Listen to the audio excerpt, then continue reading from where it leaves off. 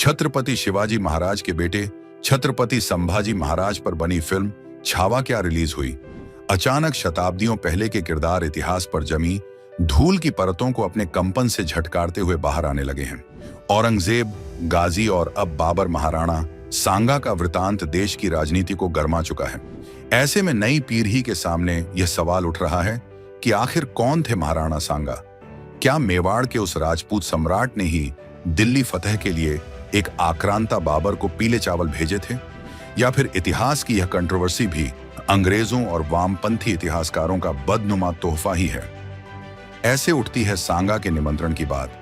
दरअसल मुगल वंश के संस्थापक जहीरुद्दीन बाबर ने अपनी आत्मकथा बाबरनामा में कई बातों का उल्लेख किया, जिसमें फगरना से निष्कासित किए जाने के बाद के संघर्ष, कभी भी एक ही स्थान पर दो ईद न मना पाने की बात और एक विशाल साम्राज्य की स्थापना के सपने के साथ साथ यह भी उल्लेख किया कि उसे हिंदुस्तान पर आक्रमण करने के लिए महाराणा सांगा का पत्र मिला था।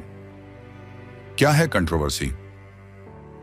दरअसल दिल्ली सल्तनत को खाक में मिलाने के लिए महाराणा सांगा द्वारा बाबर को हिंदुस्तान में निमंत्रित किए जाने की बात पर राजस्थान के इतिहासकारों का अलग तर्क है। उनका कहना है कि महाराणा सांगा ने मेवाड़ को पूर्व में आगरा से लेकर पश्चिम में गुजरात तक फैला रखा था या जाता था। इससे पहले महाराणा अपने चिर प्रतिद्वंदी दिल्ली सुल्तान इब्राहिम लोदी को अनेक मर्तबा युद्ध में धूल भी चटा चुके थे। ऐसे में दिल्ली के तख्त से लोदी वंश का नामो निशान मिटाने के लिए क्या उन्हें बाबर की जरूरत थी? राजस्थान के इतिहासकार यह भी कहते हैं कि बाबर ने दिल्ली सल्तनत पर तख्ता पलट के लिए महाराणा सांगा समेत अन्य राजाओं को मदद के लिए पत्र भेजा था, जिस पर शुरुआत में महाराणा सांगा मदद के लिए उत्सुक भी रहे, लेकिन बाद में दरबारियों के विरोध के चलते उन्होंने बाबर के इस प्रस्ताव से हाथ खींच लिया। यही कारण था कि पानीपत में मिली जीत के तुरंत बाद बाबर ने मुगल साम्राज्य की स्थापना में सबसे बड़ा रोड़ा रहे महाराणा सांगा से लोहा लेने मेवाड़ का रुख किया, जिसकी परिणति खानवा के युद्ध के रूप में सामने आई।